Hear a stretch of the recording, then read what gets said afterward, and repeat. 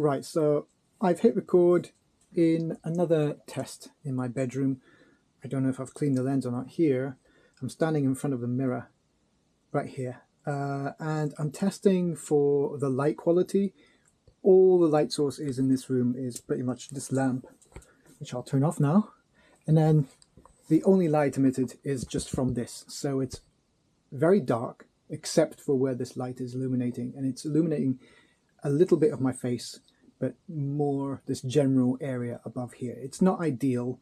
I think it's probably best to have it so that I can adjust the light source, maybe.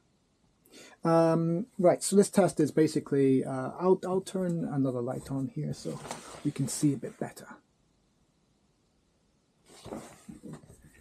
Right, so now you've got a slight combination of ambient light here, and then this as another light. So here I've got my camera in hand, and I'm resting my wrist on the bar so that it takes some of the weight off from the weight of carrying the camera. If I was to walk around for a few hours, I think this is probably the kind of stance that I'll adopt, just because it does get tiring. And then when I come to take a photo, depending on this, because there's a stitch line here, right, right over my left shoulder.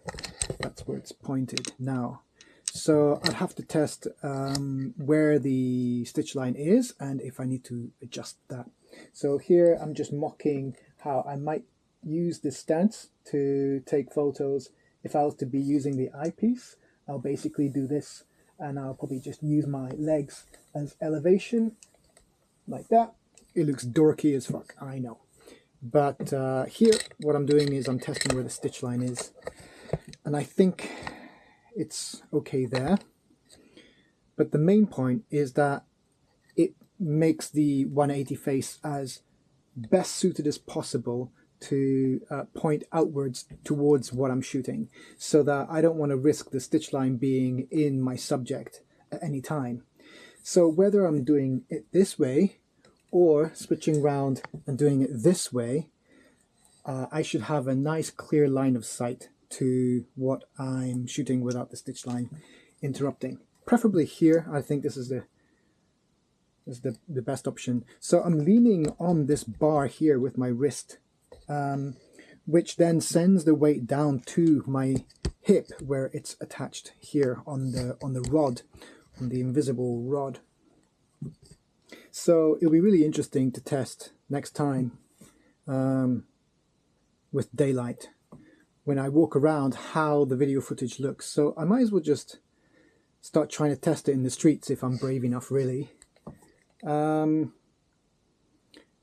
don't know if this light source should be fully adjustable or not. I'd have to see if I can buy another part that allows me to manipulate that. I don't mind so much if the light is visible in the shot, because with the 360 camera, that light source anyway is, you can see the base of it, so I'm not keen to try and hide it completely.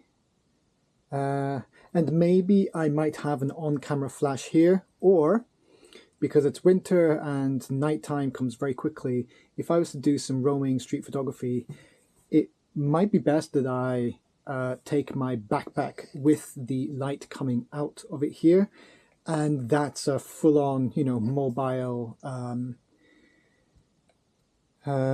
flash, light flash. So I'll put the trigger on the camera and see if I'm brave enough to walk around like that and do some Insta shoots at night with some flash photography, because that might be an idea that I've been thinking about, that I've been talking about and obsessing about, but not ever being brave enough to try. And here is the stage where I'm pushing myself to try new things, because I have to see if they fail or if they succeed. I can't be stuck doing neither. I'm wilting away. So yeah, that's the line of thought. This is another rambly video of the process of my mind and of design. I really don't know why I'm even doing these.